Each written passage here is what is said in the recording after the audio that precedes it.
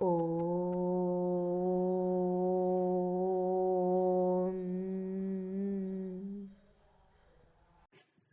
श्रीकृष्णाय नमः. नमस्कार. माझ्या थिंक रिच अँड पॉझिटिव्ह चॅनलमध्ये तुम्हा सर्वांचे मनापासून खूप खूप स्वागत. आज आपण श्रीमद भगवद्गीतेच्या 17व्या अध्यायाचा अत्यंत महत्त्वाचा विषय समजून घेणार आहोत. अध्याय 17वा श्रद्धात्रय विभाग योग म्हणजे श्रद्धेचे 3 प्रकार.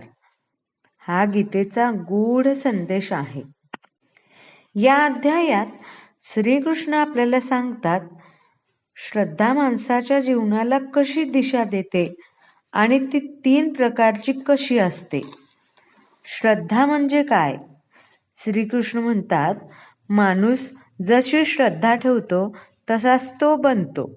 श्रद्धा म्हणजे फक्त देवावरचा विश्वास नाही, तर आपले विचार, आचरण, आहार आणि जीवनशैली. श्रद्धेचे 3 प्रकार पाहूयात. सात्विक श्रद्धा, शुद्ध श्रद्धा. सात्विक श्रद्धा असलेला मनुष्य शांत, संयमी आणि सत्यनिष्ठ असतो. देवाची पूजा श्रद्धेने, अहंकाराशिवाय करतो. शुद्ध, साधा आणि सात्विक आहार घेतो. अशी श्रद्धा मनाला शांती आणि जीवनाला योग्य दिशा देते. दुसरा आहे राजसिक श्रद्धा म्हणजे आसक्त श्रद्धा. राजसिक श्रद्धा असलेला मनुष्य पूजा करतो, पण फळाच्या अपेक्षेने. मान, प्रतिष्ठा आणि दिखाव्यावर भर देतो. भोग, अहंकार आणि अस्थिरतेने भरलेला असतो. अशी श्रद्धा चंचलता आणि असमाधान निर्माण करते. तिसरी श्रद्धा आहे तामसिक श्रद्धा, अज्ञानातून आलेली श्रद्धा.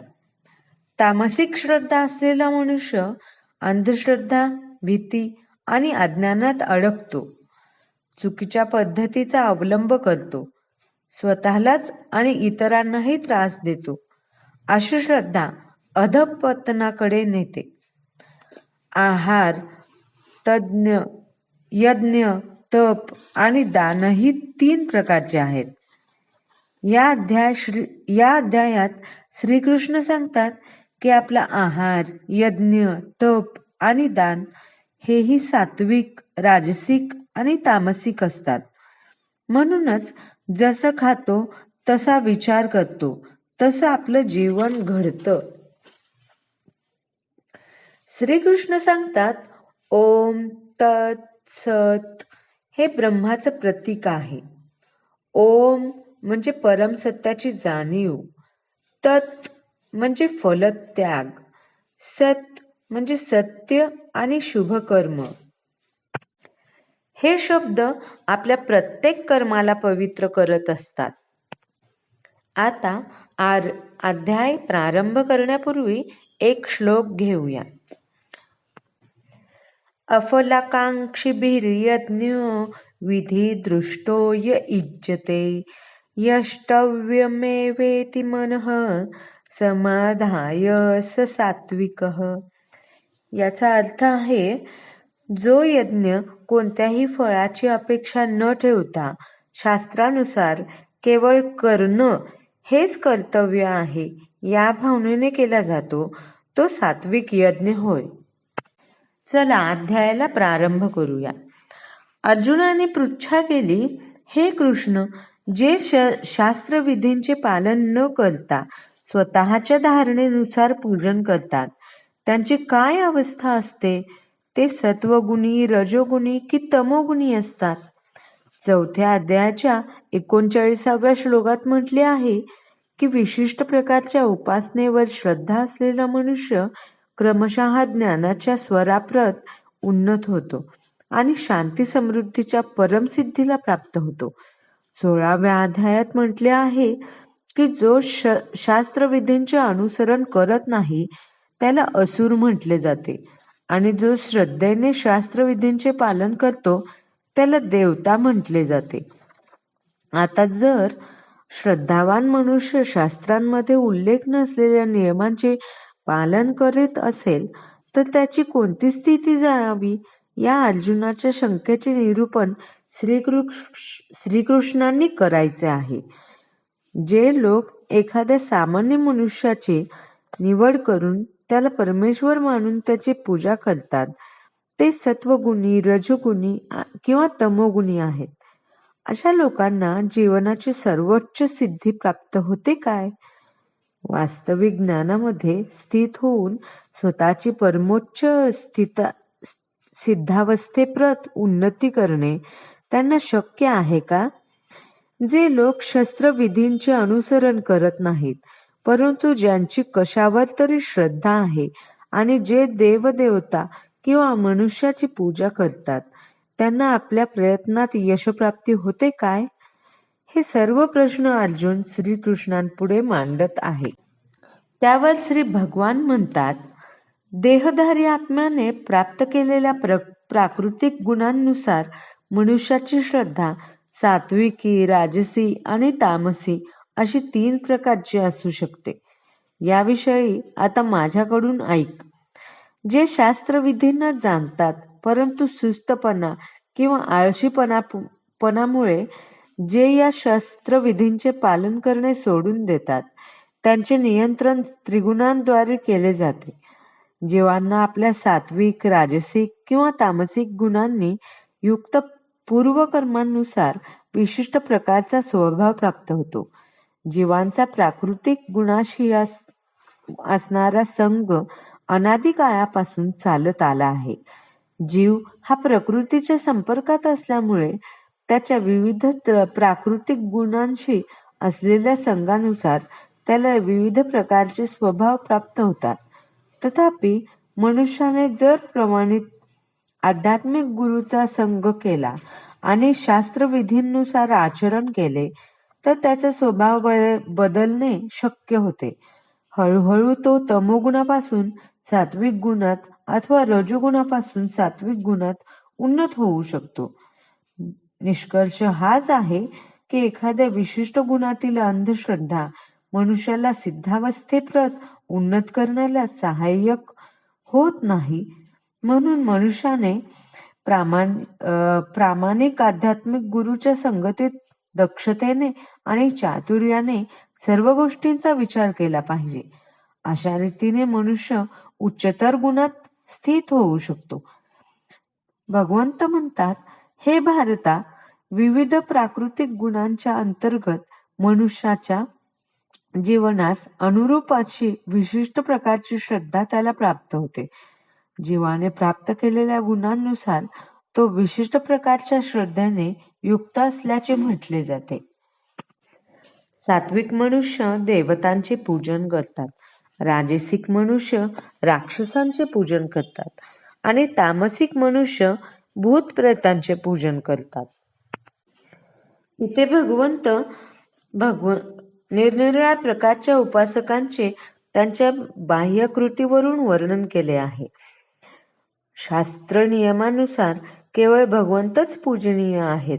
त्यांची शास्त्रावर श्रद्धा नाही ज्यांची शास्त्रावर श्रद्धा नाही किंवा जे शास्त्र पारंगत नाहीत, ते आपल्या प्राकृतिक गुणातील विशिष्ट स्थितीला अनुसरून विविध प्रतीकांची उपासना करतात. जे सत्वगुणी असतात ते सामान्यतः देवतांची उपासना करतात. देवतांमध्ये ब्रह्मदेव, शंकर, इंद्र, चंद्र, सूर्यदेव इत्यादींचा समावेश होतो. अनेक देवदेवता आहेत. सत्वगुणी मनुष्य विशिष्ट देवतेची विशिष्ट हेतुप्रित्यर्थ उपासना करतात. त्याचप्रमाणे जे रजोगुणी आहेत ते राक्षसांची उपासना करतात. आमच्या लक्षात आहे की दुसऱ्या जागतिक महायुद्धाच्या वेळी कलकत्त्यामधील एक मनुष्य हिटलरची पूजा करत होता, कारण युद्धामुळे काळाबाजार करून त्याने पुष्कळ धन कमवले होते. त्याच प्रकारे रजोगुणी आणि तमोगुणी मनुष्य साधारणतः शक्तिशाली व्यक्तीलाच परमेश्वर मानतात. त्यांना वाटते की कोणाचीही परमेश्वर म्हणून पूजा करता येते आणि त्यामुळे परमेश्वराला पूजल्याने होणारीच फलप्राप्ती होत असते. जे लोक दंभ आणि अहंकाराने शास्त्रसंमत नसलेली उग्र आणि कठोर तपस्या करतात, जे काम आणि आसक्तीने झपाटलेले असतात, जे मूर्ख असतात आणि शरीराच्या भौतिक तत्वांना व त्याचबरोबर अंतर्यामी परमात्म्यालाही कष्ट पोहोचवितात, त्यांना असुर म्हटले जाते. प्रत्येक व्यक्तीला आवडणारा आहारही प्रकृतीच्या त्रिगुणांनुसार 3 प्रकारचा असतो. याप्रमाणे यज्ञ, तप आणि दान यांचेही प्रकार तीन प्रकार असतात. आता मी तुला त्यांच्यातले भेद सांगतो, ते ऐक. निरनिराळ्या प्राकृतिक गुणांना व स्थितींना अनुसरून आहार, यज्ञ, तप आणि दान यांचेही निरनिराळे प्रकार आहेत.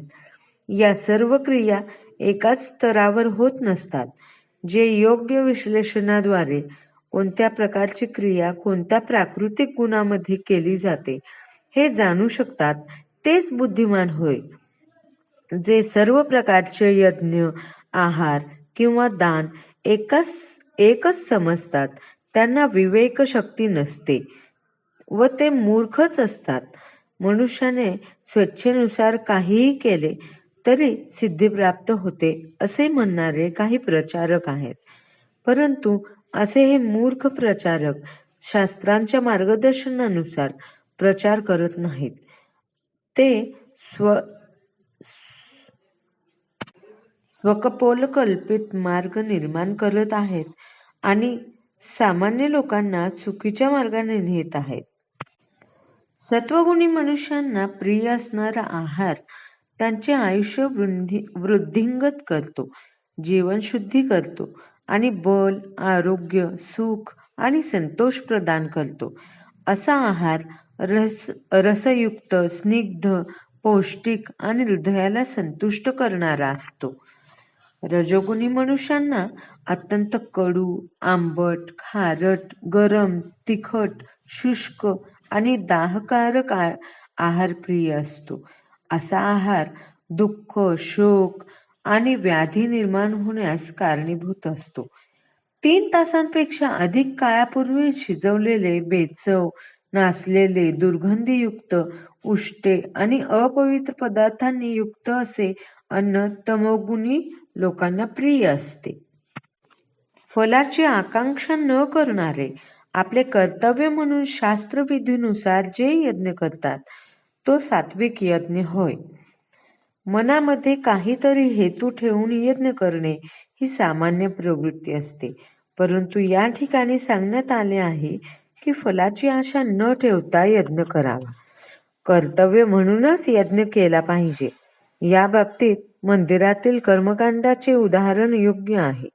सामान्यतया असे कर्मकांड भौतिक लाभप्राप्तीच्या हेतूने केले जाते, परंतु ते सात्विक असू शकत नाही. कर्तव्य म्हणून मनुष्याने मंदिरात गेले पाहिजे व तिथे त्याने भगवंतांना वंदन करावे आणि पुष्प, नैवेद्य इत्यादी अर्पण करावे. प्रत्येकाला वाटते की भगवंतांची केवळ आराधना करण्याकरता मंदिरात जाणे व्यर्थ आहे. आर्थिक लाभासाठी आराधना करणे हे शास्त्रसंमत नाही. आरच्या विग्रहाला दंडवत करण्याकरताच केवळ मनुष्याने मंदिरात गेले पाहिजे. यामुळे मनुष्य सत्वगुणामध्ये स्थित होईल. प्रत्येक सुसंस्कृत मनुष्याचे कर्तव्य आहे की त्याने शास्त्रोक्त विधींचे पालन केले पाहिजे आणि भगवंतांना प्रणाम केला पाहिजे. परंतु हे भरतश्रेष्ठा, दंभार्थ आणि भौतिक लाभ प्राप्तीसाठी जो यज्ञ केला जातो तो राजसिक यज्ञ असल्याचे जाण.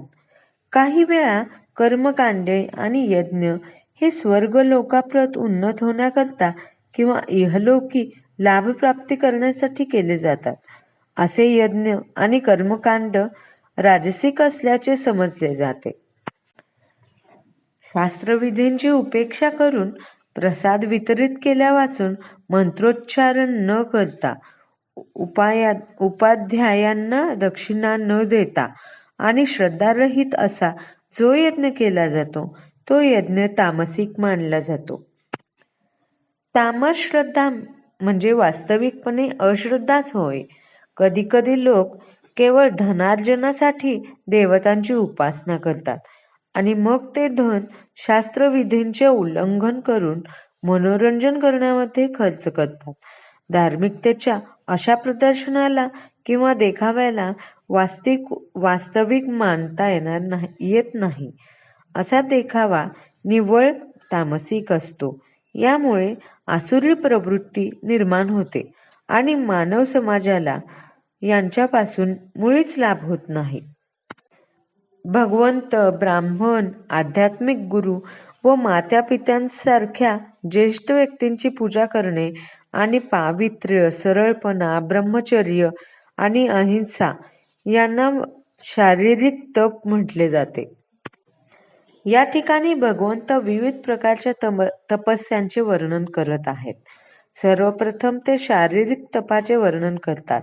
मनुष्याने भगवंत आणि देवदेवता, सिद्धी विद्वज्जनांना, सिद्ध विद्वज्जनांना, ब्राह्मणांना, आध्यात्मिक गुरूंना आणि मातापित्यासारख्या ज्येष्ठांना व वेद पारंगत कोणत्याही व्यक्तीला वंदन केले पाहिजे. या सर्वांना योग्य तो सन्मान दिलाच पाहिजे. अंतर्बाह्य शुची ठेवली पाहिजे आणि आपले आचरण सरळ ठेवले पाहिजे. शास्त्रसंमत नसलेली कोणतीही गोष्ट त्याने करू नये. वैवाहिक संबंधांव्यतिरिक्त अन्यत्र कुठेही त्याने, कारण विवाहांतर्गत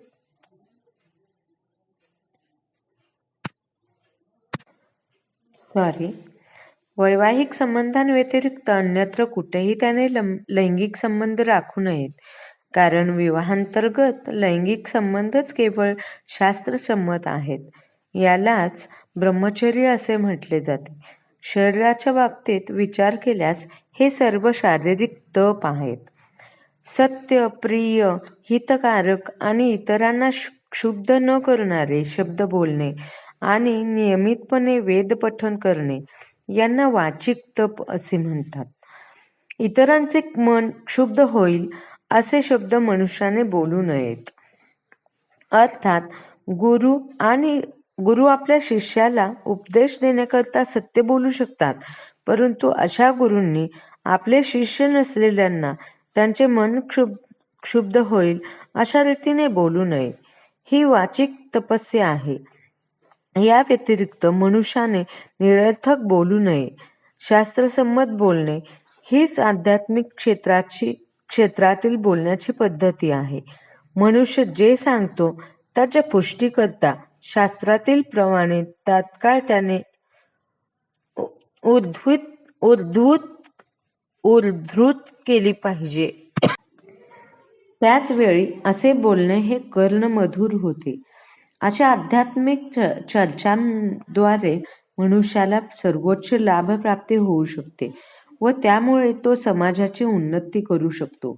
वेद हे अमर्याद आहेत आणि मनुष्याने त्यांचे अध्ययन करणे आवश्यक आहे. यालाच वाचिक तप असे म्हटले जाते.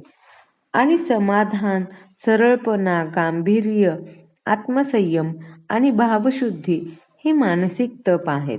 मानसिक तप म्हणजेच मनाला इंद्रिय तृप्तीमधून विरक्त करणे होय. मनाला असे प्रशिक्षण दिले पाहिजे की जेणेकरून ते इतरांचे हित कसे साधता येईल याचे सदैव चिंतन करत राहील. मनासाठी योग्य प्रशिक्षण म्हणजे विचारांचे गांभीर्य होय. मनुष्याने कृष्ण भावनेपासून कधीही विचलित होऊ नये आणि इंद्रिय तृप्ती करणे सदैव टाळले पाहिजे. मनुष्याच्या स्वभावाचे शुद्धीकरण करणे म्हणजेच कृष्ण भावनाभावित होणे होय.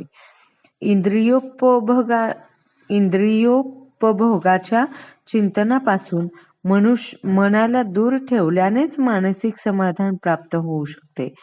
आपण जितके अधिक इंद्रियोपभोगाचे चिंतन करतो तितके अधिक मन अतृप्त होते. सद्यस्थितीत इंद्रिय तृप्ती करण्यासाठी आपण मनाला अनावश्यकच निरनिराळ्या मार्गात प्रवृत्त करतो आणि यामुळेच आपले मन समाधानी होण्याची शक्यताच नसते. यावर सर्वोत्तम उपाय म्हणजे आनंदमयी कथांनी युक्त अशा वेद, पुराण, महाभारत इत्यादींमध्ये मनाला संलग्न करणे होय. मनुष्य वैदिक ज्ञानाचा लाभ घेऊन शुद्ध बनू शकतो.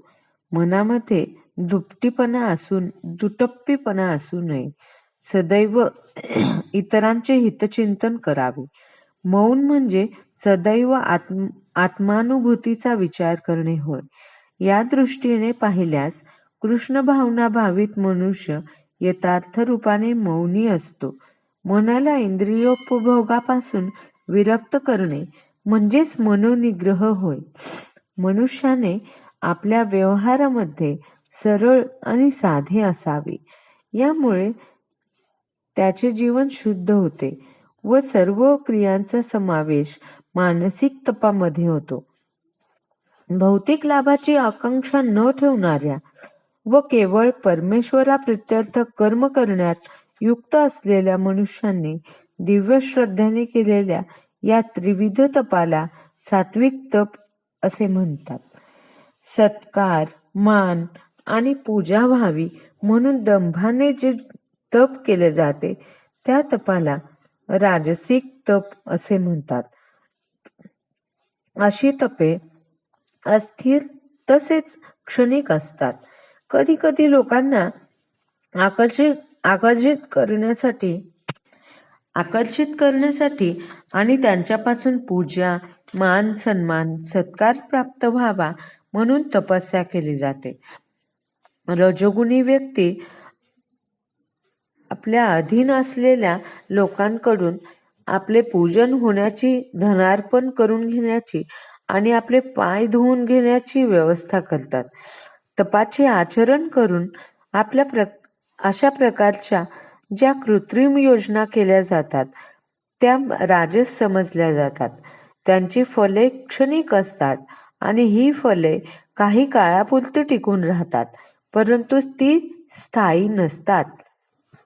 आत्मपीडा करून किंवा इतरांच्या विनाशार्थ अथवा इतरांना व्यथित करण्यासाठी मूर्खपणे जी तपे केली जातात त्यांना तामसिक तप असे म्हटले जाते. हिरण्यकशिपूसारख्या राक्षसांनी अविवेकी तप केल्याची अनेक उदाहरणे आहेत. अमर होऊन देवतांना पराजय करण्यासाठी त्याने खडतर तपस्या केली. अशा वरदान प्राप्तीसाठी त्याने ब्रह्मदेवाकडे प्रार्थना केली, परंतु अखेरीस भगवंतांनी त्याचा संहार केला. अशक्यप्राय गोष्टींसाठी तपस्या करणे म्हणजे निश्चितच तामसिक तपस्या होय. कर्तव्य म्हणून योग्य व्यक्तीला योग्य स्थळी, वेळी आणि काळी प्रत्युपकाराची अपेक्षा न करता दिलेल्या दानाला सात्विक दान असे म्हटले जाते. आध्यात्मिक कार्यामध्ये संलग्न असलेल्या व्यक्तीला दान द्यावे आणि वैदिक शास्त्रांमध्ये सांगण्यात आले आहे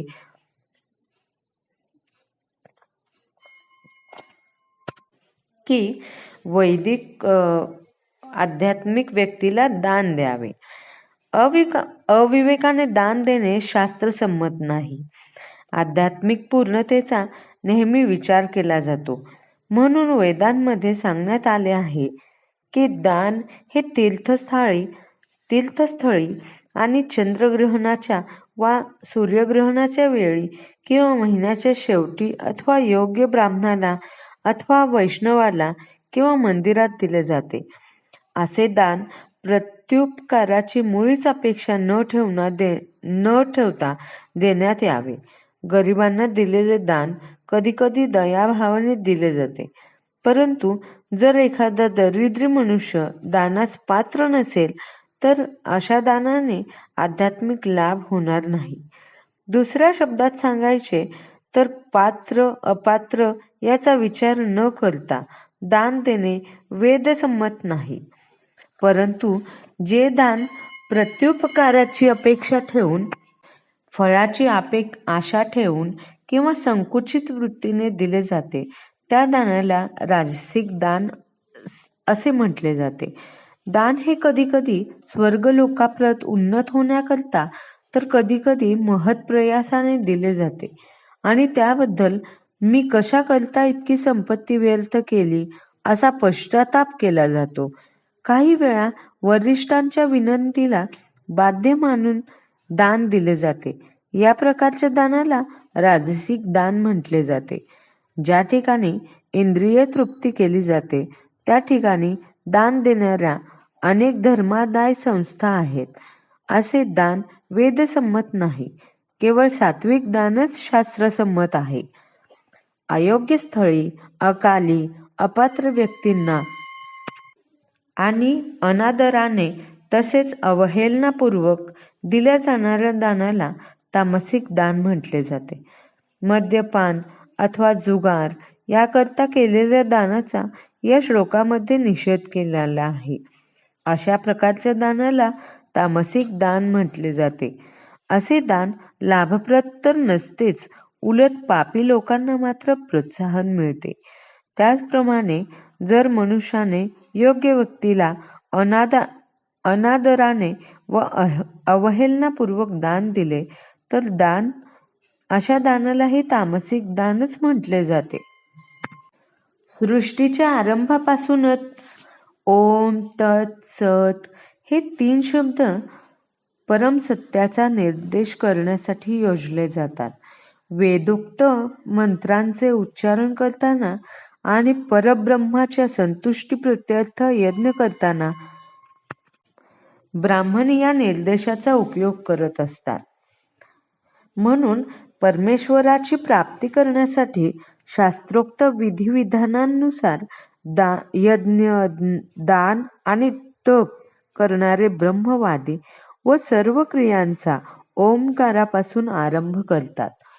फळाची इच्छा न करता मनुष्याने तत् शब्दाद्वारे यज्ञ, तप आणि दान इत्यादी विविध क्रिया कराव्यात.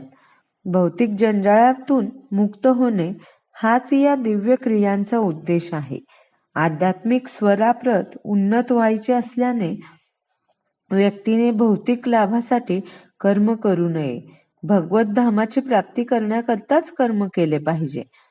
परम सत्य हे भक्तिमय यज्ञाचे उद्दिष्ट आहे आणि ते सत या शब्दाने निर्देशले जाते. अशा यज्ञकर्त्यालाही सत असे म्हटले जाते. तसेच हे पार्थ, परब्रह्माच्या संतुष्टीप्रित्यर्थ केल्या जाणाऱ्या यज्ञ, तप आणि दान आदी कर्मांनाही सत असे म्हणतात.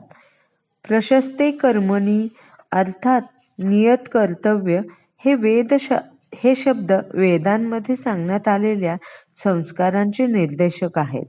मनुष्यावर गर्भधारणेपासून ते मृत्यूपर्यंत असे संस्कार केले जातात.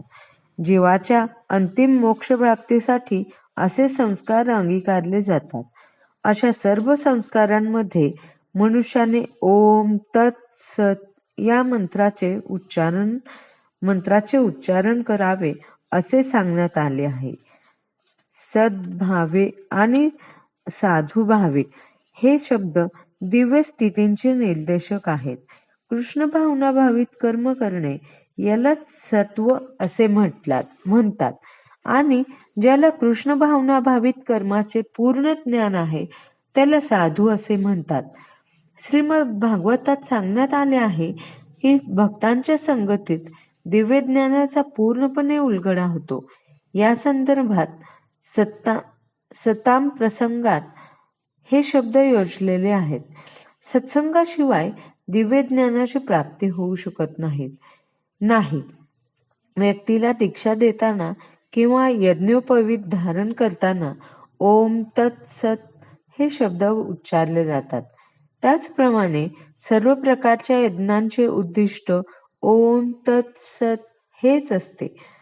तत् अर्थीयम म्हणजे परब्रह्माचे प्रतिनिधित्व करणाऱ्या या सर्व गोष्टींची सेवा करणे. उदाहरणार्थ भगवंतांच्या मंदिरामध्ये स्वयंपाक करणे अथवा सहाय्य करणे किंवा भगवंतांच्या गुणगौरवांची गाथा प्रसारित करणे. याप्रमाणे सर्व कर्मांची परिपूर्णता करण्यासाठी ओम तत्सत या शब्दांचा विविध प्रकारे उपयोग केला जातो. परमेश्वरावरील श्रद्धेविना यज्ञ, दान किंवा तप म्हणून जे काही केले जाते ते अनित्यच होय. अशा कर्माला असत म्हटले जाते आणि ते या जन्मी तसेच पुढील जन्मी सुद्धा व्यर्थच ठरते.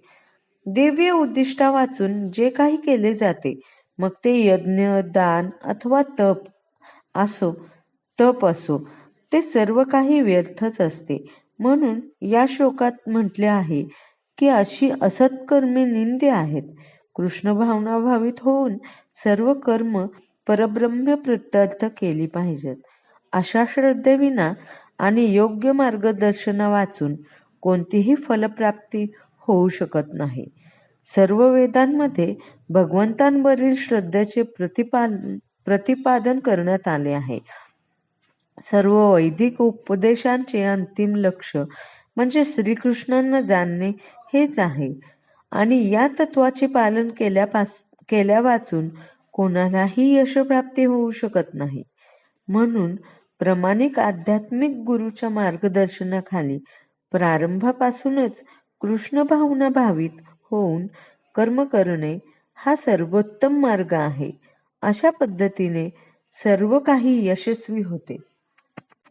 मनुष्याने साक्षात कृष्ण भावनेचाच स्वीकार केला पाहिजे. 17व्या अध्यायाचा हाच संदेश आहे. अध्याय 7.